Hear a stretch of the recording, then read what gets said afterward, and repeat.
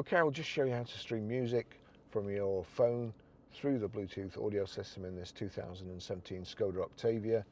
If we go to music, record playing there, you'll see at the bottom there's a car and it's saying SKODA BT. That means anything I play from this phone, any audio, if we've got this set up right, the music will play through the system. Just to show you, if you click on there, if iPhone had a tick next to it, it would come out the speaker on the iPhone, but it's a tick next to SKODA, so that's right. So we'll go here, it should be playing. I'm going to turn that up. We go over to the system, we click media. Can you hear that noise? So you can hear how it's playing there all crackly. And for some reason, I don't know why, but VW systems do this.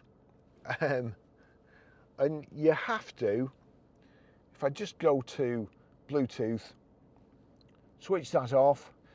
If it does this, if it doesn't, you're fine. So switch that off, switch the car off, lock the car, unlock it, switch back on, click on Bluetooth, wait for it to connect. It's connected now, so we'll try it again now.